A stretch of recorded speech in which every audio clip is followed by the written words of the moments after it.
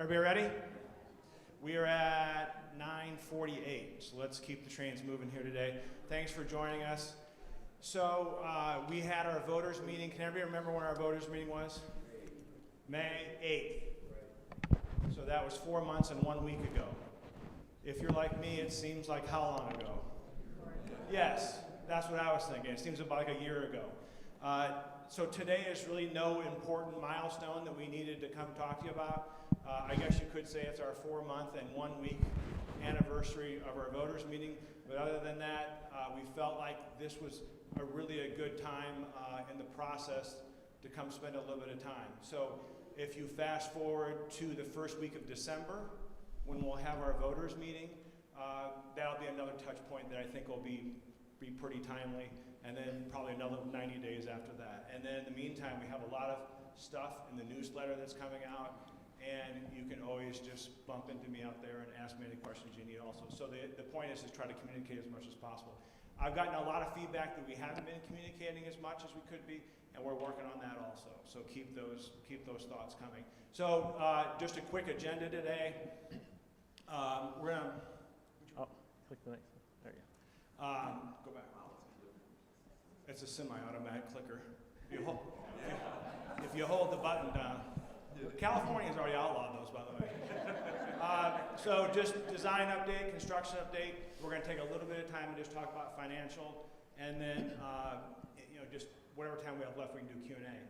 So I want to talk just for 1 minute though about something that Pastor Jeremy said this morning. If you were in that earlier service, he says building a home requires lots of planning. I didn't know that was going to be in there. I thought maybe he planted that or something just for us, but the timing is good. So same goes for our church. A lot of planning is required for this. And then from a perspective of design, that is the most important process, and that's what takes the most time. If you think about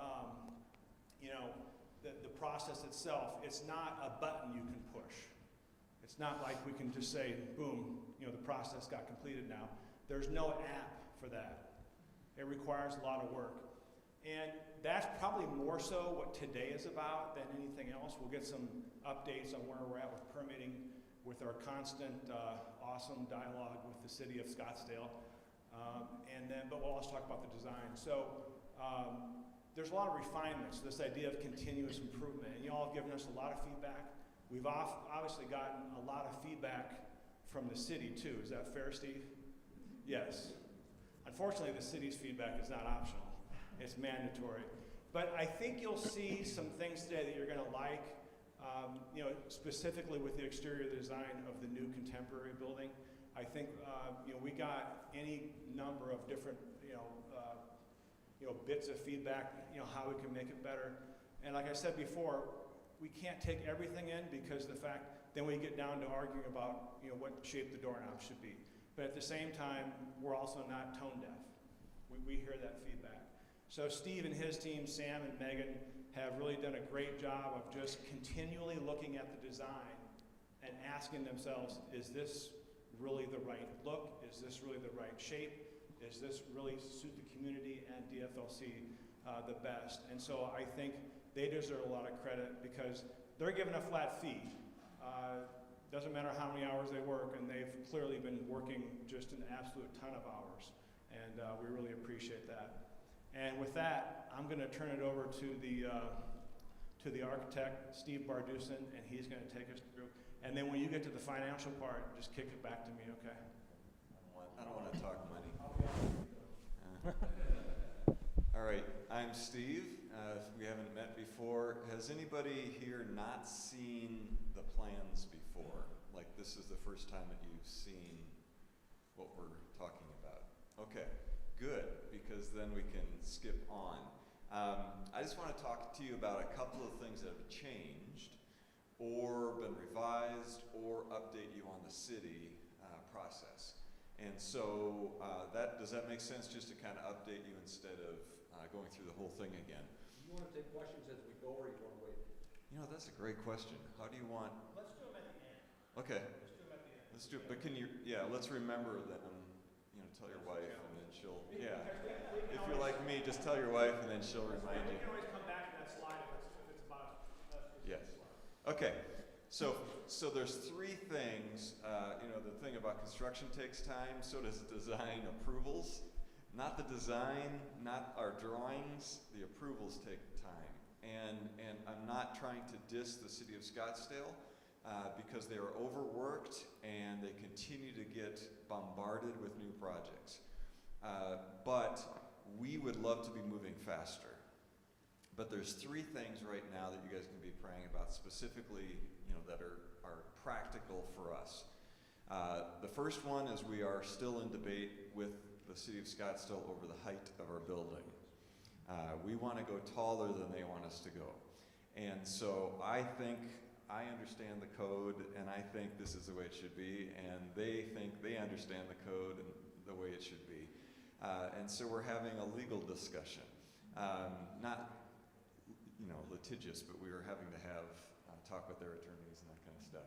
So the first thing is the building height. That's been going on. That is not the critical path. The second thing that's been going on is if you happen to have been at the neighborhood meeting, you found out that the city of Scottsdale is going to improve Scottsdale Road in front of our property. Not only are they going to improve the road in front of the city, in front of us, but they are going to install a median the entire way. They're also going to raise it several feet in front of our property. And because of all those things, they are not going to allow us to take a left out of our driveway or a left into our driveway. So this has become a serious, significant issue. And so they said, that's it, no debate. And I said, let's get creative. And engineers don't like to get creative. and so we have been working with them, and we think we have found a solution. The only thing is it's going to cost us a little bit more money, but it allows us to be able to have a left. It was in all of our documents from the time that the church first started. There was a little thing that they showed us that said, you understand, Desert Foothills Lutheran Church, that in the future we are going to do this, and you guys will not be able to take a left out of your driveway. You'll have to do it up on the other driveway. And so because of that, we worked through, and this is the solution that we came up with. And that was that we just have to move our driveway to the south portion of our property. And that we move it far enough south that they would allow us to be able to take a left in and a left out. There's on the left-hand side, here we go. Button in the Ready? middle. Yep. So you see this right here, we call it a pork chop. That is a median break. So here's the median, and it breaks right here so that we can come out and take a left into a secured lane, or people that are coming from the north can go into this secured lane and turn in. Does that make sense? So we think we've got that nailed down. That's the second piece, is we're still working with the city's engineers and their consulting engineers, but we think we found a solution, which is a big deal, because everything was designed around us entering that spot. The third one that you really can be praying about is working with the U.S. government. We are in a floodplain. A portion of our site is in a floodplain, the washes, and so we have to have approval from the U.S. government to build in or over those washes, and that wash goes right here, as you know now, on the edge of our parking, and we're going to go over the top of it. So we have to ask the FEMA department of the government for their design models of what the elevation of flooding should be. It's a very simple thing. Just send us over your drawings. They said it'd be 3 to 5 weeks. It has been 15. And we literally can't do anything until we have that, because we have to have their drawings before we can move forward with the civil engineering, which means we can't do any landscaping, we can't do the rest of the building, and we have to have the parking lot approved by by those agencies. So we've been waiting for 15 weeks. So please pray that somebody, and we have tried everything. I mean, I am a bugger. Pit bull. So please pray for that. That is our critical path right now. And we want to have already been well on our way with the design approvals, and we are still waiting for that. So those are the three things that we've been in the works with. It has not been a static time. It has been constant badgering, trying to get these three things completed. So those three things are on our hearts and your guys' hearts. Let me go on and talk about, you've seen some of this before, but in the process of going from the original design to how to be able to afford the phase one, we did some adjustments. And so we did some value engineering adjustments and shifting. The biggest one was that the future, or the choir practice room, which is this whole area up here, which was to be a new addition, is now going to be happening in the addition that's part of the rest of the building. That saved us some money, and we've done a bunch of other things. But in this space, since you probably went to this service, in this space, we're going to be moving both of those walls over to widen the nave area, and then we're also going to be pushing it back in those two directions. And currently the seating is about 250, roughly. And the way the plans are shown, as you see here, we have 370. So we were able to really bump up the numbers in here. We'll also be doing a kind of a remodel with new pews, new carpet. We're also talking about the potential of having the whole reredos here, this whole back wall be in cast stone, and kind of dress it up a little bit, not lick and stick, but real stone. Sorry, that was an architect statement there. Lick and stick is what we all have on our houses, and not all of us, but and anyway, so we want to be able to possibly address that. Yes, we will. We have a way to be able to creatively work with the screens and all the rest. So that's a possibility. We don't know for sure, but that's the kind of thing that we'll be doing in here. Is to expand it and all the rest. So that's enough. I'll keep going on. The contemporary worship will stay the same.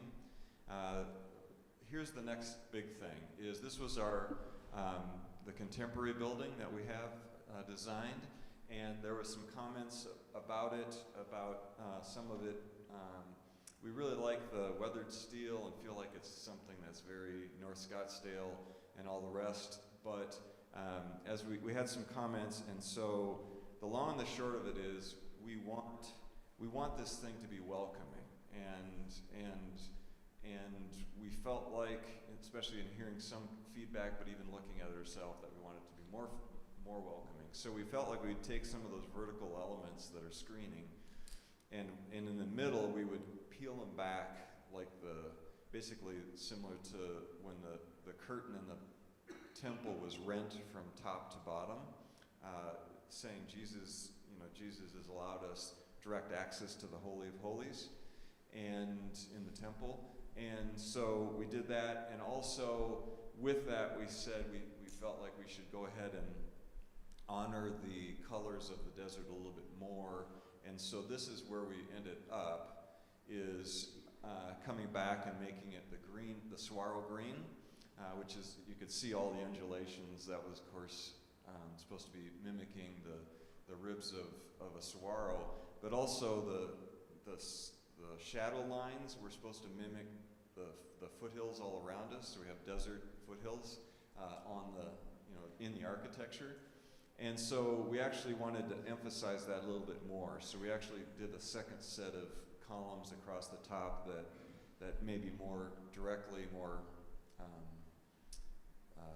graphically represents the foothills, and then in the middle, peeling away the columns to be able to say, this is welcome in. and so you can see here, you can see the curtain being rent and ripped from the top to the bottom.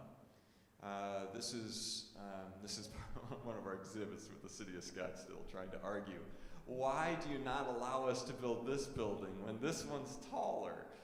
And it's because of course, the regulations in 1996 as compared to 2022. But anyway, so that's what that was. So you can see that we're gonna then on the north side, up here where the choir practice room will be in the future, that will reflect the same as we have here, and we'll also do that.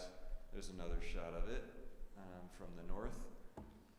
We will also have that, there you go, at the choir practice, and we will also mimic that in building E over the offices and have that same foothills curve. Sorry, I'm taking too long. Another thing we did to save money, but also to keep that element of weathered steel, is we had these portals, these entries, into building the gym, family life center, and the future worship center. And so we'll make those out of weathered steel now, and it'll also save a lot of money over what we had before. Construction. Biggest hurdles offset from the street. We were able to handle that. We are supposed to be 100 feet from our property line on Scottsdale Road, and then they said, okay, you can be 90 feet, and we said we want to be 75 feet, and they said you can't be 75 feet, it's too close to the road. And then we found another exception in their code, and they said, all right, I guess you can have 75 feet. And so fortunately we were able to get that taken care of. The City of Scottsdale's road improvement plan, we talked about building height and FEMA. So the bottom three are still issues that we need to have you guys praying about. Construction, reducing the cost. We have been doing value engineering. The materials costs, what's this? Decreasing materials costs, steel rebar. Okay. In general, the price of subcontractor costs continue to rise. Most material prices are continuing to rise, especially on the electrical side and whatnot. And of course, availability, you guys have heard about all those issues. You probably have them if you've been remodeling. But what we're trying to do is like zero budget balancing with a nonprofit, where if the income is down, then we need to lower expenses.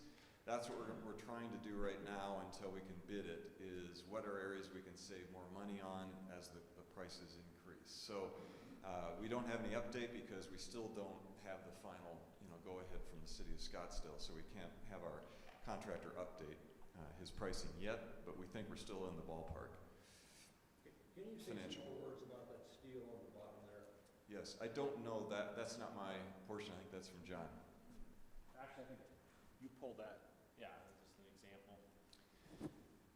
All the variations. I think that was off a general economic website that Pastor Mark pulled. As far as the construction I've been involved in, we have had some things go down, but then other things have gone up significantly. So, it's going to be a game time decision. So we just recently had HVAC units go up 100%, for example. One of our suppliers requested a 100% increase. So we are still seeing some things like that. Of course, as oil prices go down, a lot of things go down with it. So as long as that continues in that trend, asphalt, for example, roofing materials, insulation, they're all made with oil. So as oil goes down, all those things go up, plus shipping goes down. So keep our fingers crossed that oil continues to go down. Bob? Just a point of clarification, you said we changed the steel, the rusty steel. Mm-hmm. What is the total impact of that change? Did we save, what, 50,000, 500,000, or what? I would say that it was not as much as we'd hoped. So I would say more like in the $10,000, $15,000 range. Maybe $10,000, $15,000, $20,000, but I don't know. I haven't talked with the contractor about the specific, because we still have a lot of steel up there. You betcha. Yeah. So overall, we've seen, especially on the commercial side, we've just seen a continued increase in prices in Phoenix. I'm not sure if these are national or not, but anyway, so we will continue to monitor that. As you know, the huge plants that are coming up on the northwest side of town, I just had a meeting with the city of Phoenix, and they said they're receiving 20 new requests, pre-application requests a week, that they continue to set higher. So things aren't going to be, totally, nothing's going to fall off the table and suddenly be really cheap. We're tracking it. We have a contingency in there. We will continue to do value engineering, but we're seeing some cost increase, but we're not concerned yet. I think the next is yours. Yeah, I'm going to spend like 2 seconds on this. Everybody's seen this before. In fact, let's go to the next slide. I think getting some questions is going to be more important. I think this is of note. We've got $2.4 million received in the bank right now, which is ahead of where we thought we would be at this point. Our goal by the end of the year is 3.5. That is a stretch goal. That is definitely a stretch goal. And then mid-year next year, we'd be at $4 million. So, I mean, it's all good news in that area. And then we do have like 20 minutes, so let's try to squeeze as many questions in as we can. Concerns, inputs. I brought our materials boards in case people are wanting to see the actual specific materials that we're calling out. The rusty orange color, it's what we had. We wanted to show them the extreme. We're trying to get a rust, but as you can imagine, this is for the awnings in the future phase for the courtyard. And it depends upon the manufacturer. Every manufacturer is different. But the rest of these are all based off of the literal rocks that we took from the site. Quick question for you. When you changed from the rusty steel kind of look to the green, what about maintenance costs going forward? Because rusty steel is rusty steel, and you don't really have to maintain it. Correct. Yeah. That is the drawback of painting the steel. Is that it will have to be recoated. Now we'll use hopefully a powder coated finish, if not the electromagnetic paint, not like a paint like you paint the house with. So it'll last longer, but that is a maintenance issue over time. It'll just have to continue to be painted. I'm guessing that with that commercial type, it would be more like in the 12 to 15 year span instead of the 5 to 7 year span, just for the commercial powder coating.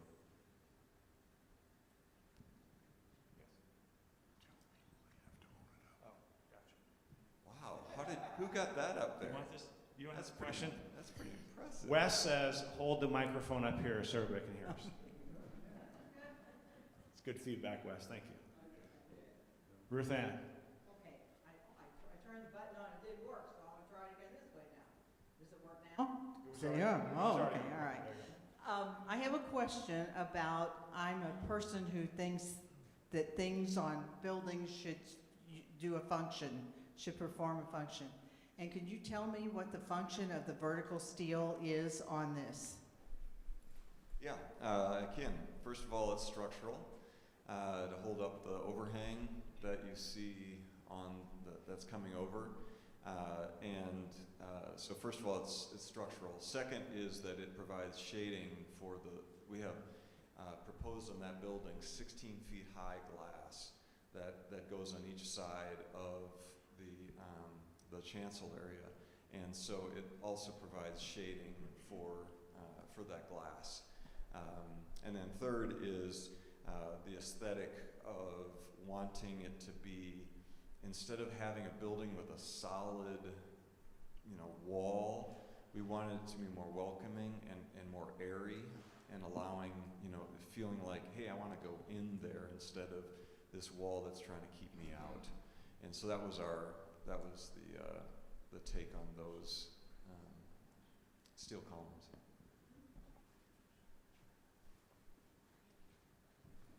Anybody else? There's got to be another question.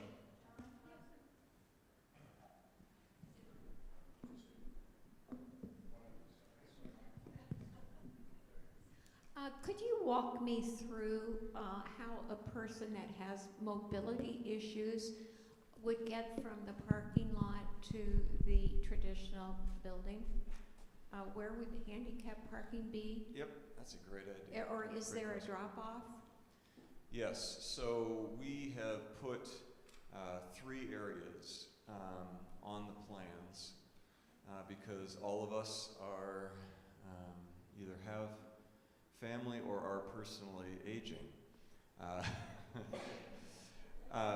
So we drive in, we have 2 entrances, right? Two points of entry. In the future, because we were able to allow the main entry to have a left in and left out, they blocked the left in, left out on the north side. So we can still turn right in and right out, but we have 3 areas. Oh, this plan actually doesn't show the whole thing, but I'm going to show you the 3 areas. We have a large drop-off area right here and a whole row of a whole section of handicapped parking. We have another drop-off right down here, a second drop-off, and that has a whole row of parking. And then we have also added new parking up on the north side that's also handicapped, and we have direct access. So this is actually the closest entry now. Will be this handicap area over here, access in. And we have doubled the number of required ADA parking spaces. So instead of, like 11, we're providing 20 or something. I'm just using rough numbers of parking spaces, just because I feel like that's going to continue to be an issue. Maybe not. Let me put it this way: I'm a baby boomer too, and everybody wants that handicap sticker thing, And so, whether they need it or not, I just think more people are going to be having those stickers. So we do have 3 spots. I'm sorry that this plan, we can show you, I can go out in the back and show you, but we have 3 specific areas. The closest being right here and right here to the, for handicap access. And Steve, if I can jump in, the path that goes from this building to the north parking lot has a severe cross slope on it, and that'll be redone. So you won't feel like you're falling, off into the abyss. Yep. So we'll get that fixed.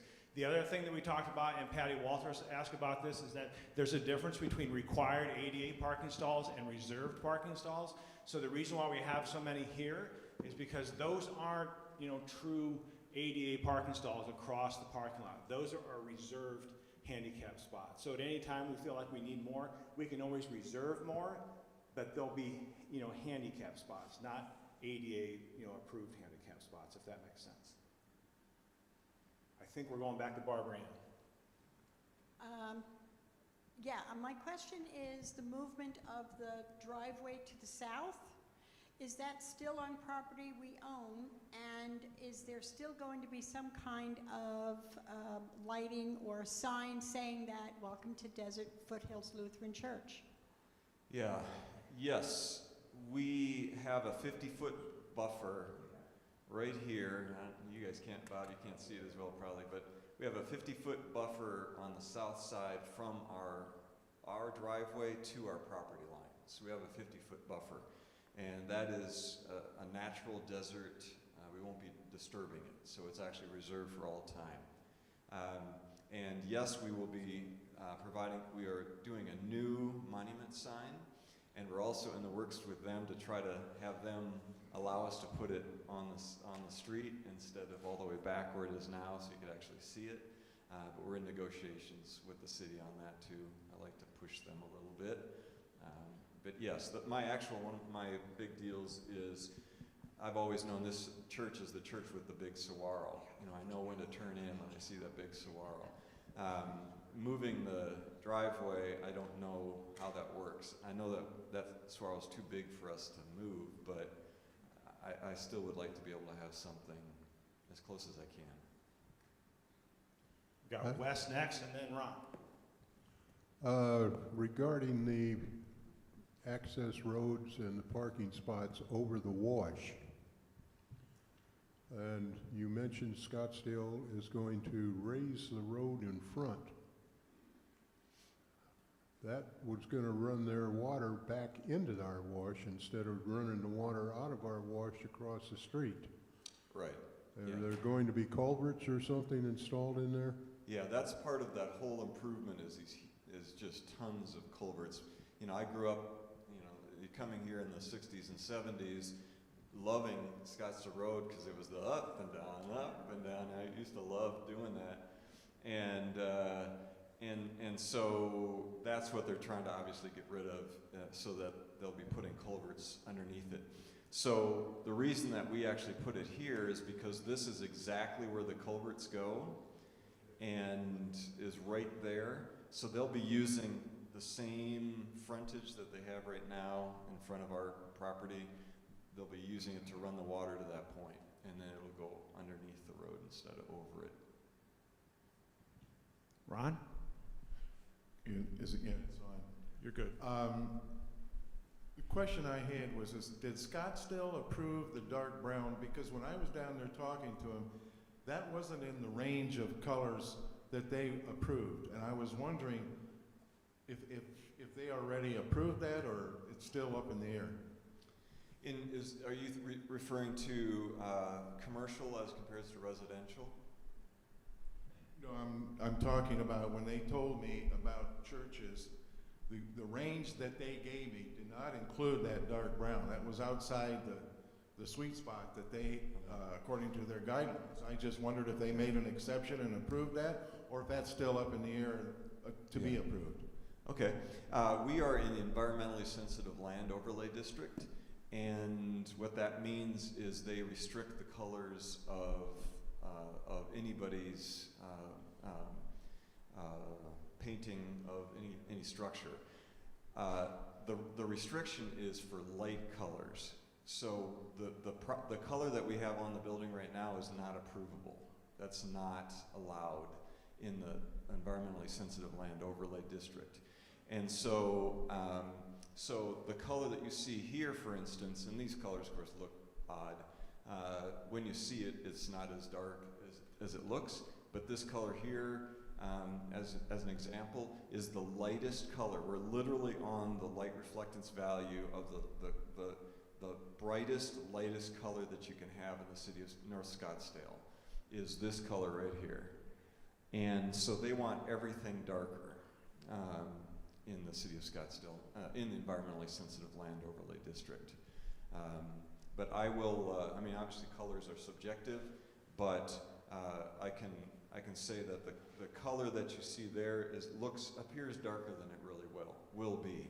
We do want it to be darker because we want it to match all the buildings together, including the masonry and all the things that are happening, and to update it, frankly, the colors. But yeah, the color that's on this building is not approvable.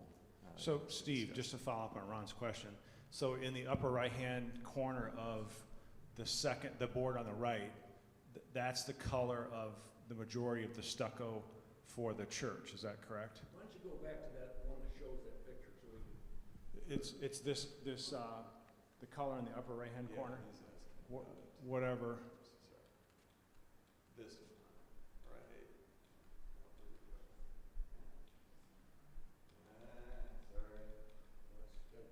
That's better. Yeah, that's the wrong direction. Sorry, guys. My stomach's getting upset. There it is.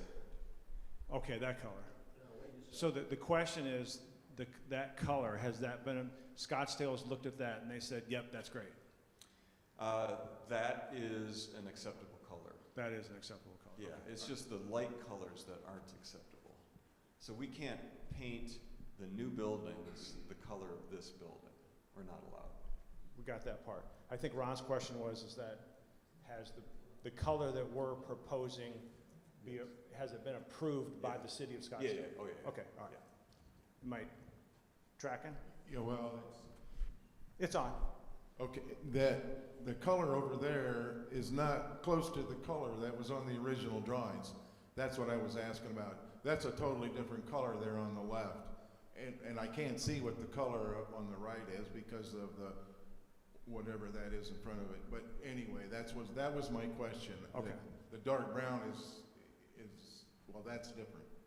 Yeah, and I just apologize that part of it is, you know, as you render, you know, things, it's always hard to, you know, correctly reflect it.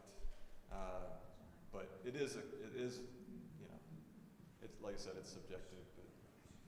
Because that to me looks a little too orange for what the color really is that I see on the, you know, it's hard to do it. We'll mock it up so everybody can see it and make sure it's okay. We got Ruth Ann over here. I was, am I on? No. There it is Oh, now. yeah, there It says off and on, and I turned it, whatever, I'm here, okay. I have a question about the stone that you were talking about in this sanctuary to put up there. I personally think what we do is wonderful because there are no screens up there. We project them on the wall, and we don't have a white screen sitting up there on a piece of stone, on a stone wall. And that's a personal thing with me, and I think it's something we should consider to think about, because just the fact that it just doesn't take away from the beautiful sculptures that we have up there. So that's a thought for me. Well, thank you. It's definitely, I just wanted to tell you the things that we're thinking about. We definitely have not come down squarely, but one thing I would say is, just so you guys understand, we understand the need for the projection screens, especially, I've had 3 eye surgeries already this year and another one to come. I get it. But what we've typically done in the past, in fact, we have a church in Oklahoma City that we're doing this with right now that has this beautiful wood reredos back wall. And of course, we have to have the screens up there. And so they have this huge screen right in front of it, and it hides it. And so we're coming in with LED video walls now into that space, and we're taking high definition pictures of the wall. And so unless there's words that are up there, it looks exactly like the wall behind it that you've never been able to see because you had a projection screen in front of it. In other words, the LED video wall actually mimics or correctly, you can't tell that it looks like there's all stone, or it looks like they're all wood in this case. But anyway, I thank you for saying that, because like I said, this is something that we haven't come up with yet.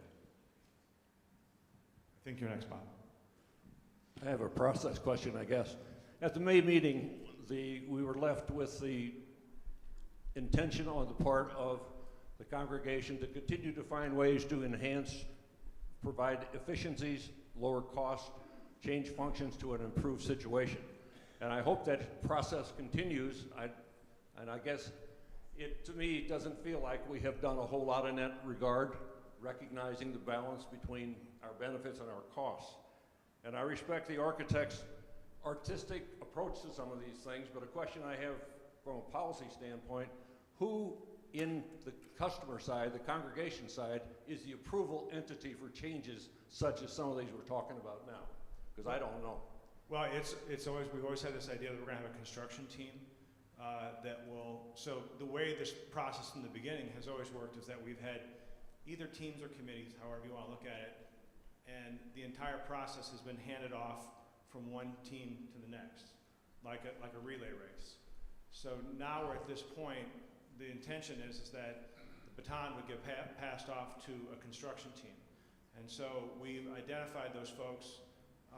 The council we've discussed the idea that we need to put the goals and I guess the policy behind it, and then the council needs to vote those folks in. So that's where we're at on that. And Mr. Torrey has been kind enough to put some language together this week, and so that's work in progress. Fair enough. This is the first time I've seen this new rendition on the green color, and I'm not very comfortable with it, because I was concerned about the total cost of all that steel up there. And I hope the process does continue to evaluate the benefits versus the cost. And we're not trying to create an artistic masterpiece. We're trying to have a functional, very attractive church building here. From a standpoint going forward, I think input out of the congregation is very important. Who should they send suggestions, comments, compliments, criticisms to? Who should that go to now? I'm more than happy. Paul, you're pointing right at me. Thank you, Paul.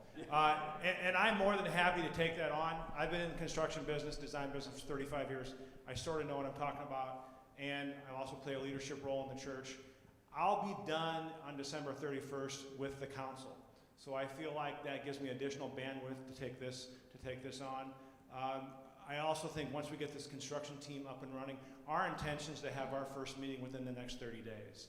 So anything that the pastors, that they need decisions on, that the congregation needs decisions on, you get the idea. The architect, it will go through this team.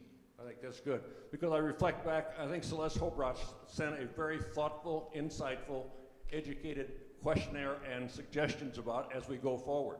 I don't know if that's been where that is in the process, if she got some feedback or not. Last time I talked to her, she hadn't.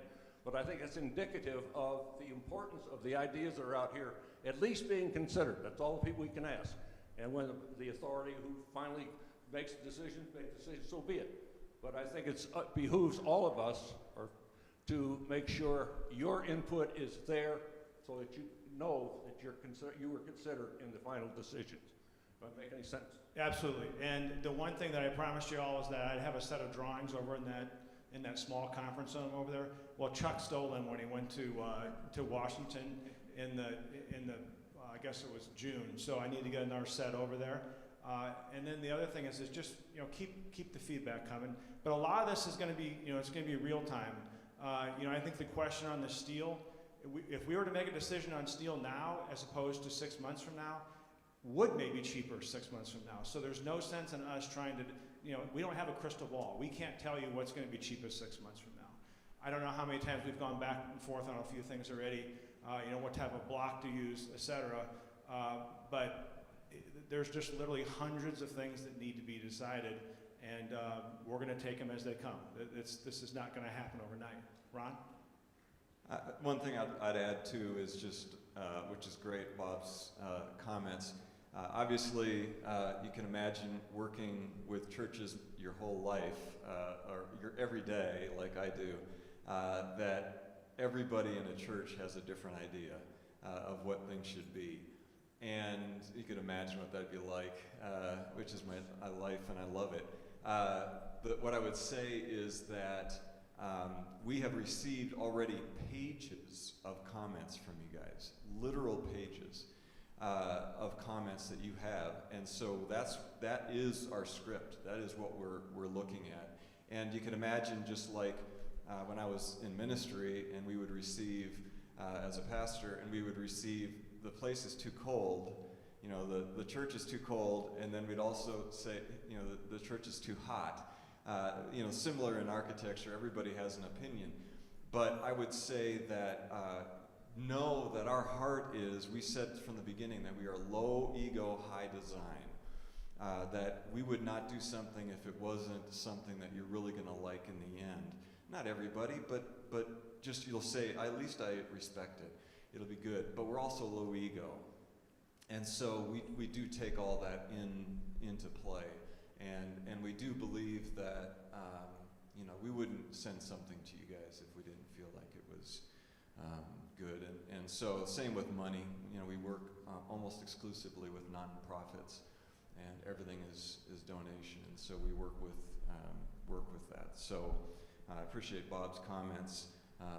Ultimately, you guys are our client. So. I've got two out there, and then we'll close it off. So Ron and then Wes. Okay, a real quick question, and I understand right now the way the economy's going, everything's got so many moving parts to it, it's impossible to come up with an exact number. I would just like your estimate, plus or minus, ballpark figure, how much is that curtain in front that you called it cost versus just an architectural front? Extra. Versus just the structure, the minimum number of structural columns?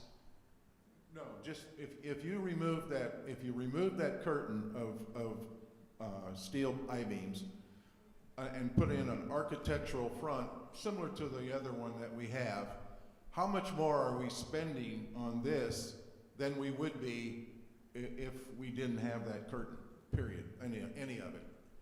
How much is that costing us, like, Right. just a rough idea?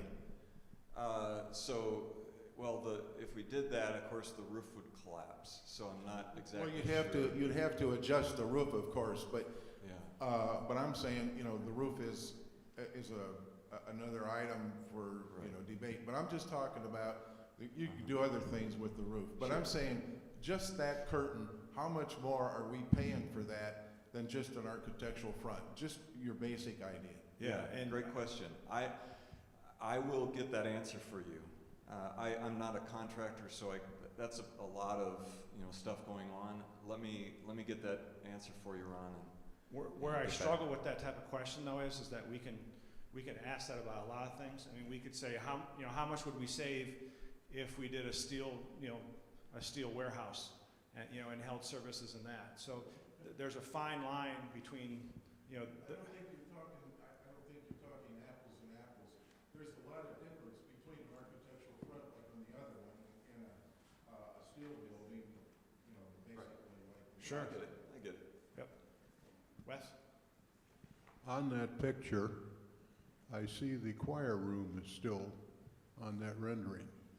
I thought that had been removed because of the cost of removing or relocating power lines and utility lines. Yeah, great question. Sharp eye.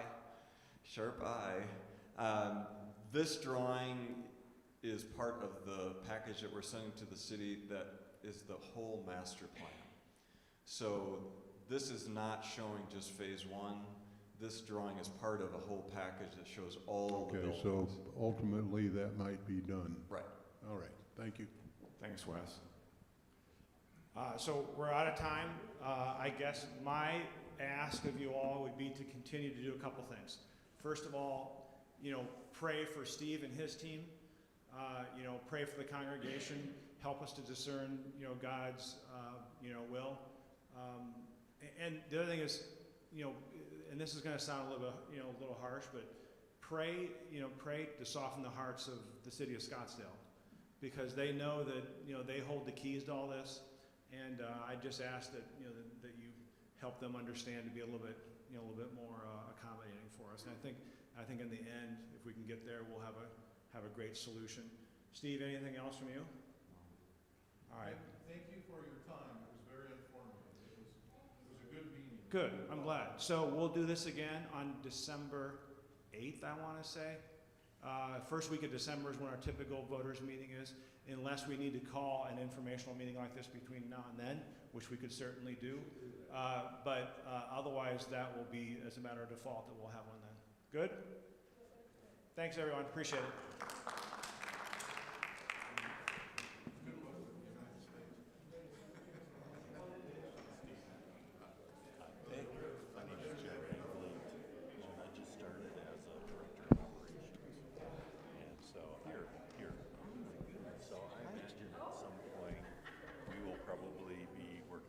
You look familiar, though. Oh. You're from